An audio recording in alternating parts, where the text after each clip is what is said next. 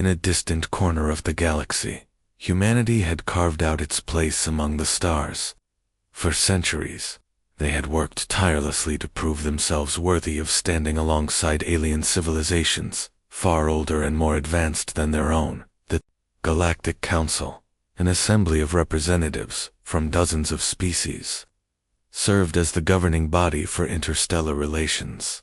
It was here, in this grand chamber filled with shimmering holograms and towering beings of every imaginable form, that humanity's fate would take a dramatic turn. Jacob Miller stood at the center of the room, his heart pounding, but his expression calm. He was Earth's ambassador, chosen not only for his sharp mind, but also for his ability to remain composed under pressure. Today, however, even Jacob felt the weight of what he was about to do. Behind him, a holographic display showed images of Earth, its blue oceans, sprawling cities, and thriving ecosystems. To his left and right, ambassadors from other species watched with varying degrees of curiosity and suspicion. The council's session had begun like any other. Representatives discussed trade agreements, territorial disputes, and resource allocations. But when it came time for humanity to speak, Jacob stepped forward without hesitation. His voice echoed through the chamber, clear and steady. "We are done," he said simply, pausing to let the words sink in. "Done waiting, done compromising, and done accepting decisions that harm us while benefiting others." A murmur rippled through the crowd. Some leaned forward in their seats, intrigued by the boldness of the statement. Others exchanged nervous glances, sensing trouble ahead. Jacob continued, his tone firm but measured. "For decades, we have tried to work within this system. We have followed your rules, respected your traditions, and sought peaceful solutions. Yet, time and again, our needs have been ignored. Our planet is overpopulated, our resources stretched thin, and our people growing restless. And still, you refuse to acknowledge our struggles." He gestured toward the hologram behind him, which now displayed scenes of human suffering, refugee camps on barren moons, overcrowded space stations, and polluted skies above once pristine cities. "This is what happens when diplomacy fails," Jacob said, "when voices go unheard and promises remain unfulfilled. If this council cannot find a way to address these issues, then humanity will no longer participate in its proceedings." The room erupted into chaos. Dozens of voices shouted at once, some accusing Jacob of arrogance, others demanding explanations. Kayla Vorn, the Zorathian ambassador, rose from her seat. Her translucent form shimmered faintly as she spoke, her voice soft, yet commanding. "Ambassador Miller, surely there is another path. Must we resort to threats and ultimatums? Can we not resolve these matters through dialogue?" Jacob shook his head. "Dialogue has failed us too many times. We have given you chance after chance, year after year. Now, it is time for action. Either grant humanity equal standing in this council or prepare for the consequences." Rokar Thul, leader of the Drakthar delegation, slammed his fist against the table. His massive frame loomed over the chamber, his red eyes glowing with barely contained fury. "You dare challenge us," he roared. "You insignificant insects think you can dictate terms to those who have ruled the stars for millennia. This insolence will not go unpunished." Despite the hostility, Jacob did not flinch. He knew the risks of making such a declaration, but he also knew it was necessary. Back on Earth, President Laura Hayes watched the live feed of the council meeting from her office. She sighed heavily, rubbing her temples. Jacob's speech had been pre-approved, but that didn't make it any easier to bear. Already, her communication channels were flooded with messages from world leaders, military officials, and concerned citizens. Some praised Jacob's courage, calling it a long overdue stand against oppression. Others condemned him, fearing the repercussions of alienating powerful allies. Laura understood both perspectives. Humanity had always walked a fine line between cooperation and self-preservation. Now, That balance seemed poised to tip dangerously close to conflict. Elsewhere, aboard the SS Odyssey, Emily Dawson monitored the situation with growing unease. As a junior officer stationed near Proxima Centauri, she had witnessed firsthand the hardships faced by human colonists. Supplies often arrived late, or not at all, forcing settlers to endure harsh conditions. When news of Jacob's speech reached her, Emily felt a surge of pride mixed with apprehension. She admired his bravery, but couldn't shake the feeling that darker days lay ahead. Meanwhile, Daniel Carter, commander of the United Earth Fleet, received urgent orders to bolster defenses around key colonies. Though officially still at peace, tensions were escalating rapidly. Reports of mysterious activity along the borders of human-controlled space added to the anxiety. Pirates, saboteurs, or something worse. No one could say for sure. As the council chamber continued to buzz with heated debate, Jacob remained steadfast. He had delivered his message, and now it was up to the galaxy to respond. Whether humanity would emerge stronger or face ruin depended on the choices made in the coming weeks. One thing was certain: the fragile order of the Galactic Council had been shattered, and nothing would ever be the same again. The council chamber remained in chaos long after Jacob Miller's speech. Ambassadors shouted over one another, their voices blending into a cacophony of anger, fear, and disbelief. Some pounded their fists on the table, while others leaned back in their seats, arms crossed, refusing to engage further. The air shimmered with tension as holographic displays flickered erratically, reflecting the rising disorder. Kayla Vorn, the Zorathian ambassador, tried desperately to restore order. Her translucent body glowed faintly as she raised her hands. In a gesture of calm, "Please," she said, her voice soft but firm, "we must not let this spiral out of control. Humanity has made its grievances clear, but threats will only lead to more conflict. Let us find common ground before it is too late." Her words fell on deaf ears.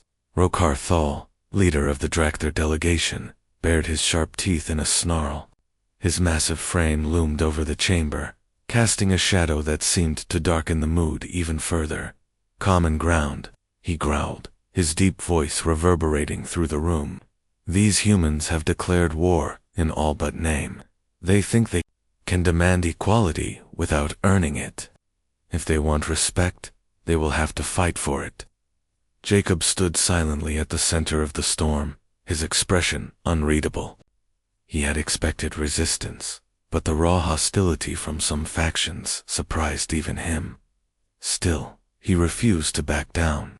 When a brief lull in the shouting allowed him to speak, he addressed Kayla directly. "Ambassador Vorn, I appreciate your efforts to mediate, but humanity cannot wait any longer. Every day we delay, our people suffer. Our resources dwindle. Our patience runs thin. We are asking for fairness, not charity."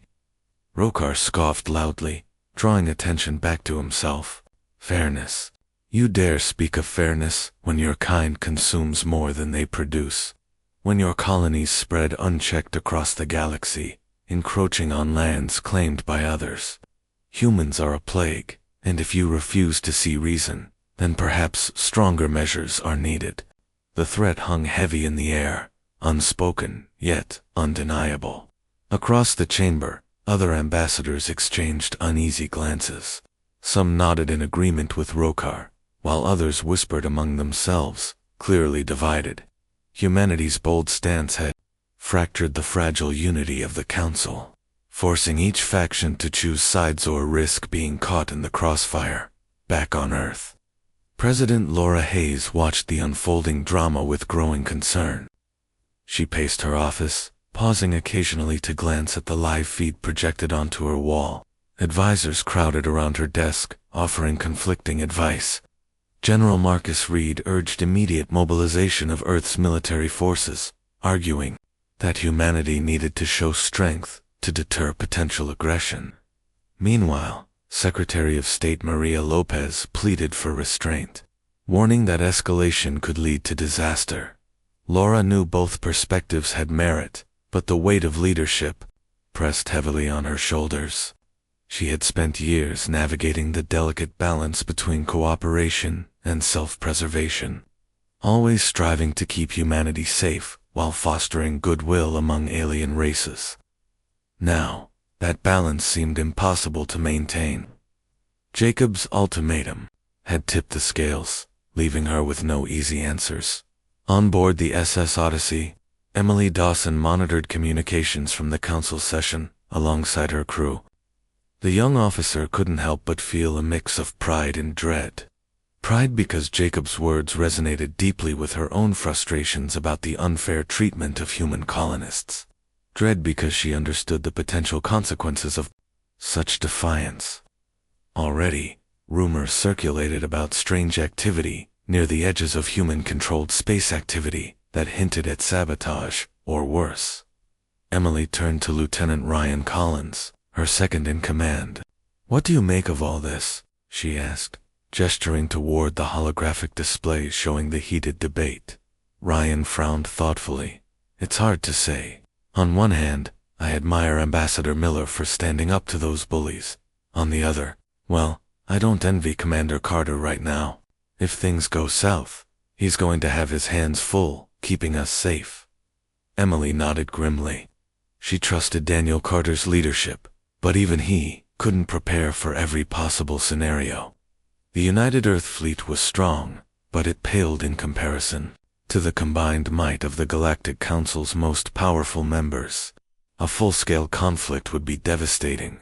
Meanwhile, Daniel Carter himself faced mounting pressure as reports poured in from various sectors. Supply lines were disrupted, trade routes blocked, and several colonies reported sightings of unidentified ships lurking just beyond sensor range. While none of these incidents amounted to outright hostility, the pattern was troubling. Something was testing humanity's resolve. Daniel called an emergency meeting with his senior staff aboard the flagship Aurora. Gathered around a large tactical map, they discussed contingency plans and defensive strategies. Captain Lisa Bennett, commander of the fleet's reconnaissance division, pointed to areas where human colonies were most vulnerable. "We need to prioritize protection of key locations," she said firmly. "If tensions escalate, these will be the first targets." Daniel agreed, though he couldn't shake the feeling that they were missing something crucial. Why now? Why had the council reacted so strongly to Jacob's speech? It wasn't the first time humanity had voiced dissatisfaction, yet this time felt different, more volatile, more dangerous. As the meeting concluded, Daniel stepped onto the observation deck, staring out at the vast expanse of stars. He knew the decisions made in the coming days would shape the future of humanity. Would they rise to meet the challenge, proving themselves worthy of equal standing among the stars? Or would their defiance lead to ruin? In the council chamber, the argument showed no signs of abating. Kayla Vorn continued her attempts to broker peace, pleading with both humans and their detractors to step back from the brink. But Rokar Thul's fiery rhetoric inspired others to join his cause, forming a loose coalition opposed to humanity's demands. By the end of the session, it was clear that the council had fractured irreparably. Alliances shifted overnight, old rivalries reignited, and whispers of rebellion spread like wildfire. Humanity's rejection of diplomacy had set off a chain reaction, plunging the Galactic Council into chaos. What began as a plea for fairness had become a catalyst for change or destruction, and as the dust settled, one truth became undeniable: the galaxy would never be the same again. Unbeknownst to humanity, the chaos in the Galactic Council had already begun spilling into the far reaches of space. While debates raged on and alliances shifted within the council chambers, smaller, more sinister actions were taking place far from prying eyes.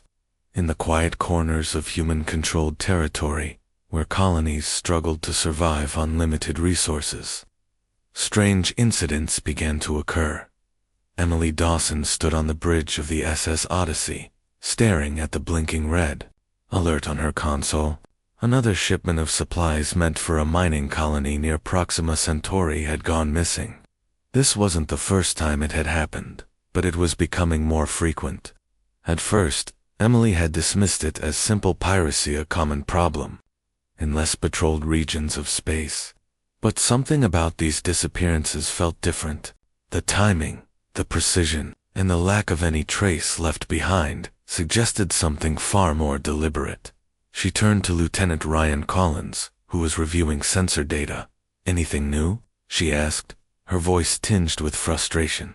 Ryan shook his head. "Nothing solid. Whoever or whatever's doing this knows how to cover their tracks. No debris, no distress signals, just ... gone." Emily frowned. "It's too clean. Pirates usually leave something behind, wreckage, a message, anything. But this, it's like they're ghosts." The two officers exchanged uneasy glances. If it wasn't pirates, then who or what was responsible? Emily couldn't shake the feeling that these attacks were connected to the growing tensions at the Galactic Council. Humanity's ultimatum had sent shockwaves through the galaxy, and someone clearly wanted to test how far Earth was willing to push back. Her suspicions deepened when news arrived of an attack on Colony Deltanine, a small settlement located on the outskirts of human territory. The colony had been struck without warning, its defenses overwhelmed by an unknown force.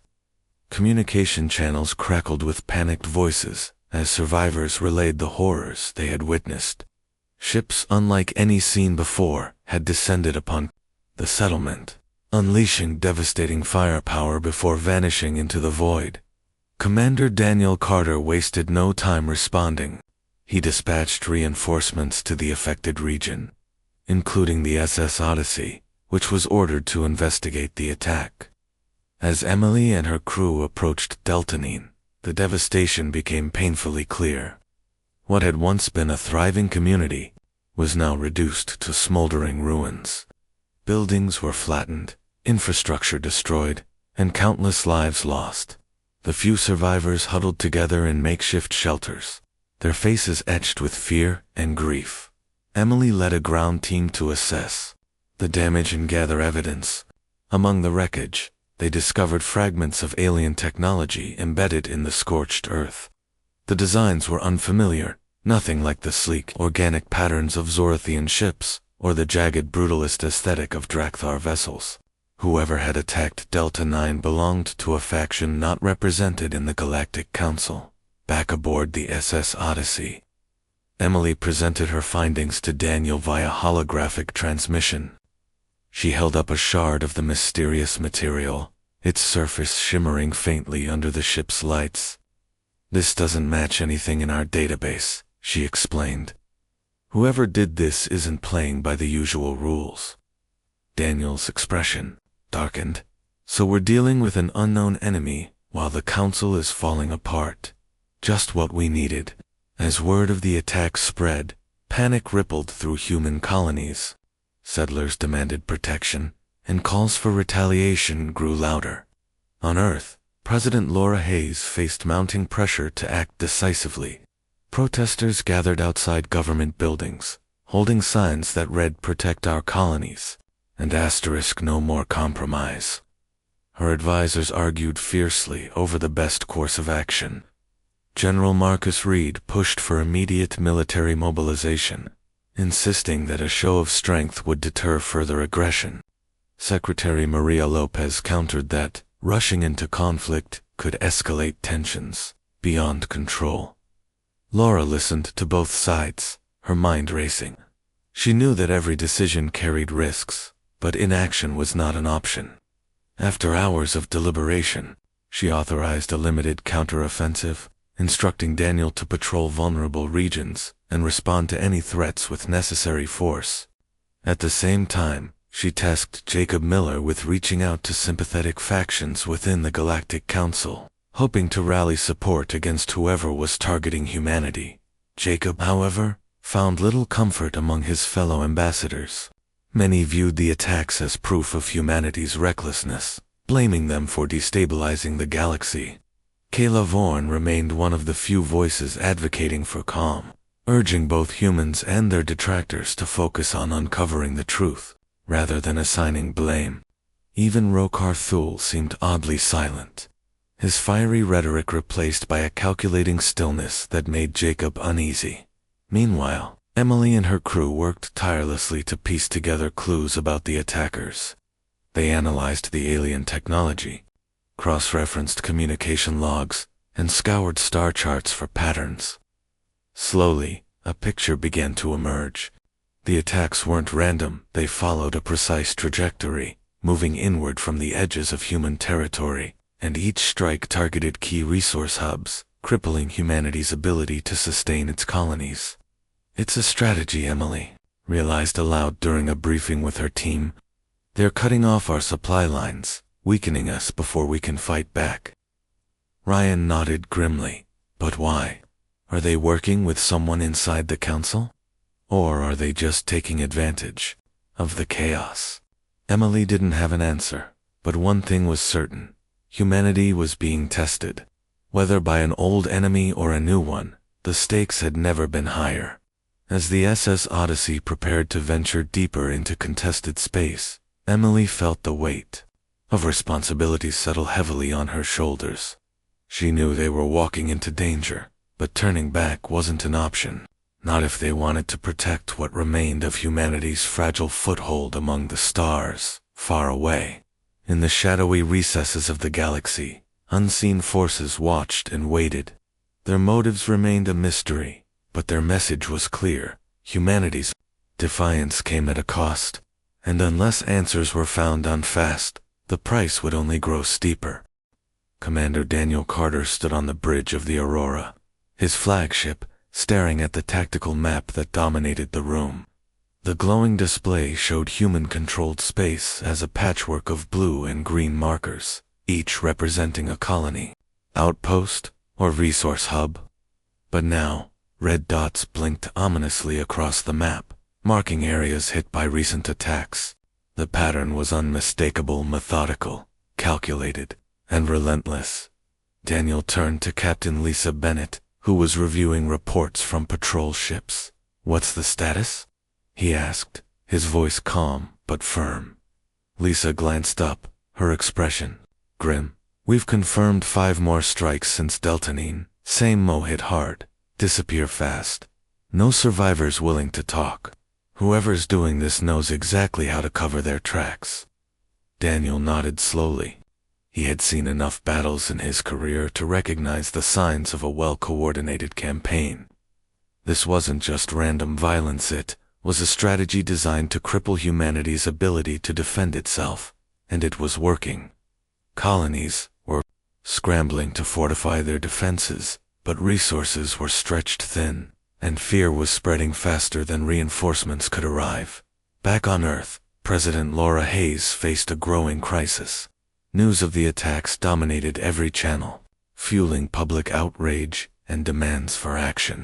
Protesters filled the streets, chanting slogans like "Protect our people" and "No retreat." Inside her office, advisors argued over how to respond. General Marcus Reed pushed for an all-out offensive, urging Laura to authorize strikes against suspected enemy bases. Secretary Maria Lopez countered that such a move would alienate potential allies and escalate tensions beyond control. Laura listened carefully, weighing the options. She knew that hesitation could be interpreted as weakness, but rash decisions might lead to disaster. After hours of debate, she made her choice. "We strike back," she said finally, her tone leaving no room for argument. "But we do it smart. Target the attackers directly, not innocent bystanders, and find out who's behind this. We can't fight blind." Her decision rippled through the United Earth Fleet, sparking a flurry of activity. Ships were mobilized, weapons, systems calibrated, and crews briefed on their missions. Among them was the SS Odyssey, tasked with leading reconnaissance efforts deep into contested space. Emily Dawson and her crew prepared for what promised to be their most dangerous mission yet. As the fleet moved into position, Daniel grappled. with the moral weight of his role. He had always believed in protecting humanity, but the scale of destruction they were facing tested even his resolve. Thousands of lives had already been lost, and countless more were at risk. Could he justify the cost of war, even if it meant safeguarding the future? These questions haunted him as he paced the observation deck late at night, staring out at the endless expanse of stars. Meanwhile, Intelligence Officer Rachel Monroe worked tirelessly to uncover the truth about the mysterious attackers. Stationed aboard the Aurora, she pored over data collected from previous strikes, searching for any clue that might reveal their identity. Her breakthrough came unexpectedly when she noticed a faint energy signature embedded in one of the alien fragments recovered from Deltanine. It matched readings associated with Drekthar technology. Rachel immediately brought her findings to Daniel. "This doesn't prove they're responsible," she cautioned, "but it suggests someone with access to their tech is involved. Either they're supplying weapons, or they're directly involved." Daniel frowned, processing the implications.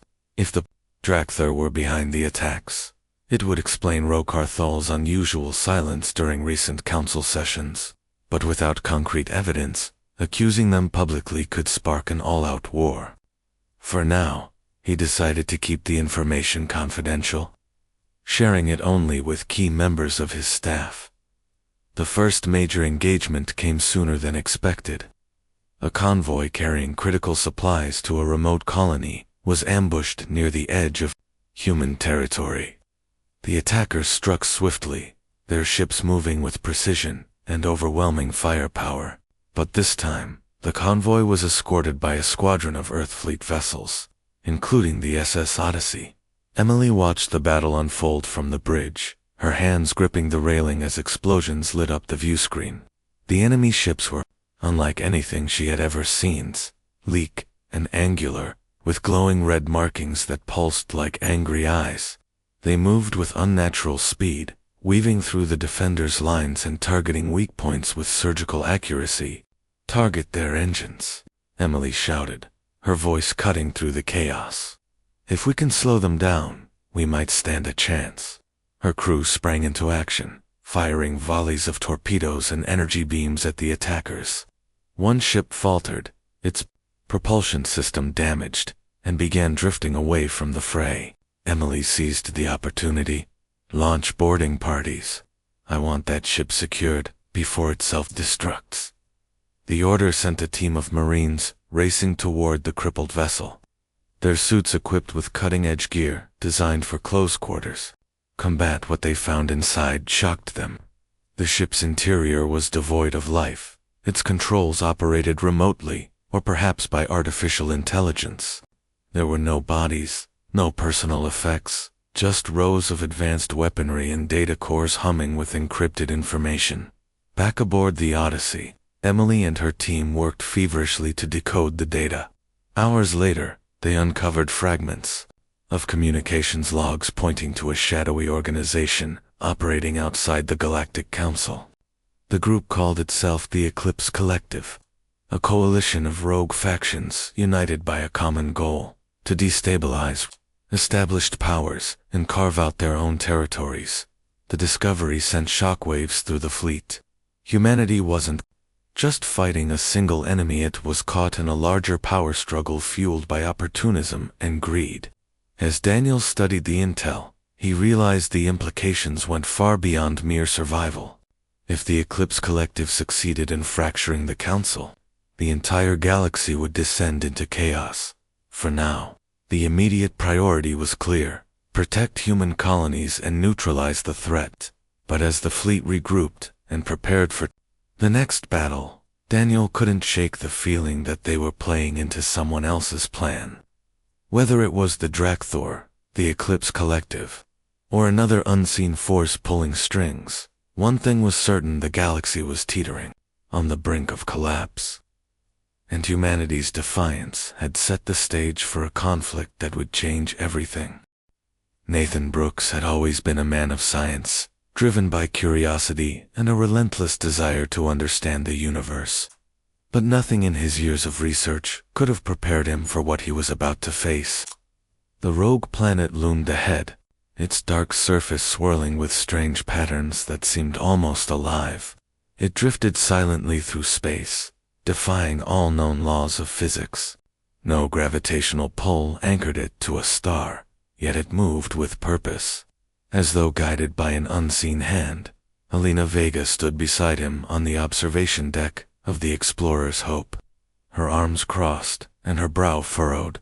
A journalist by Tracey had joined the mission reluctantly, convinced that the rogue planet was nothing more than a natural phenomenon blown out of proportion by sensational headlines. But now, staring at the massive orb, even she couldn't deny that something about it felt wrong. "What do you think?" Nathan asked, breaking the silence. His voice was soft, almost reverent, as if speaking too loudly might disturb the eerie calm surrounding them. Alina hesitated before answering. "I think we're way out of our depth," she admitted finally. "This thing doesn't belong here. Planets don't just wander around like this. Something or someone is controlling it." Nathan nodded slowly. He had reached the same conclusion after analyzing preliminary scans. The planet emitted faint energy readings unlike anything recorded in human databases. Its composition suggested layers of exotic materials not found in nature, and its trajectory followed a precise path, intersecting key systems across the galaxy. None of it added up. The crew of the Explorer's Hope worked tirelessly to gather data, sending probes into the planet's atmosphere and deploying drones to map its surface. What they discovered only deepened the mystery. The air was breathable, but laced with trace elements that triggered hallucinations in test subjects. Strange structures dotted the landscape, towering spires made of black crystal that pulsed faintly with light. And then there were the whispers. At first, no one believed the reports. Crew members claimed to hear voices in their minds, soft and melodic, speaking in languages they couldn't understand. Some dismissed it as stress or fatigue, but when Nathan himself began hearing the whispers, he knew it was real. They weren't random sounds, they carried meaning. Though deciphering it proved impossible. "It's trying to communicate," Alina said one evening as they reviewed footage from a drone exploring the surface.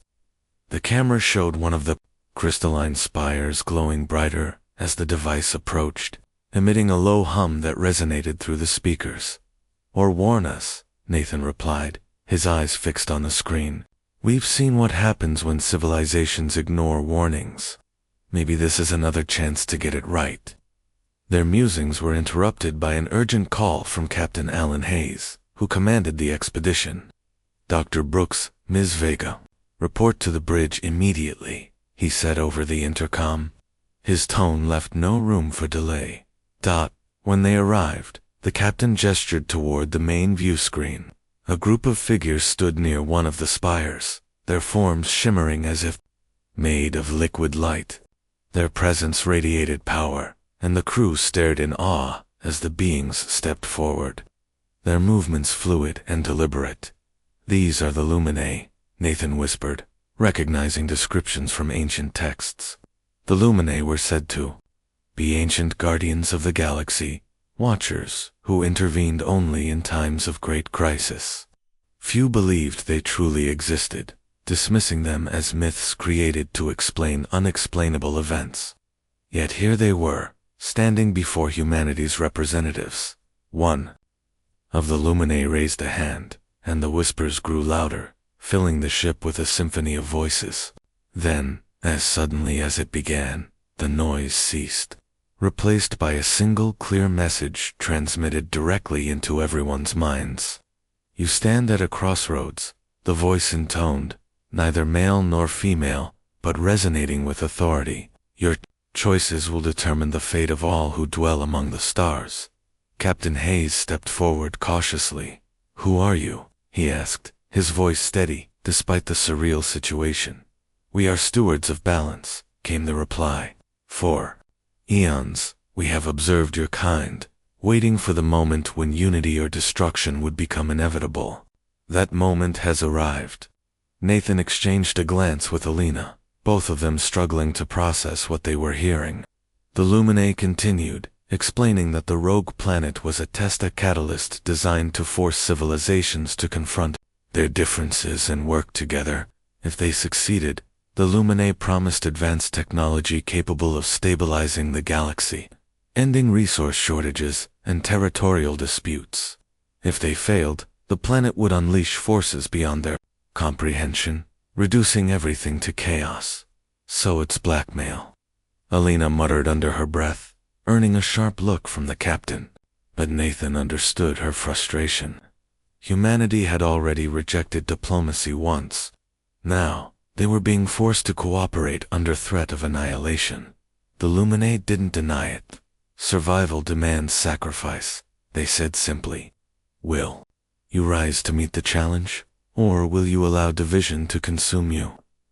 As the meeting ended, Nathan and Alina returned to the observation deck, their minds racing. The implications were staggering. If word of the Luminae's offer reached Earth, it would spark debates far more intense than those raging within the Galactic Council. Some factions would see it as salvation, while others would view it as surrender. What happens next? Alina asked quietly, breaking the silence. Nathan sighed, leaning against the railing. That depends on us, on humanity. Do we trust these beings? Or do we fight for our independence, even if it means risking everything? Alina didn't answer right away. She gazed out at the rogue planet, its dark surface glinting faintly in the starlight. For all its beauty, it carried an ominous weight, a reminder that the galaxy was watching, waiting to see whether humanity would rise to the occasion or falter under the pressure. Back aboard the Aurora, Daniel Carter received a summary of the encounter. The news unsettled him, adding another layer of complexity to an already volatile situation. The Galactic Council was fractured, colonies were under attack, and now ancient beings were offering humanity a lifeline if they were willing to take it. As the days passed, Nathan and Alina worked closely with the Luminae, learning more about their intentions and the technology they promised. Each revelation brought hope and fear in equal measure. The rogue planet remained a looming presence, a symbol of both opportunity and danger. Humanity's fate hung in the balance, and every decision mattered. The question lingered in the air, unanswered. Would humanity unite under the shadow of destruction, or would pride and mistrust lead them down a darker path? Only time would tell.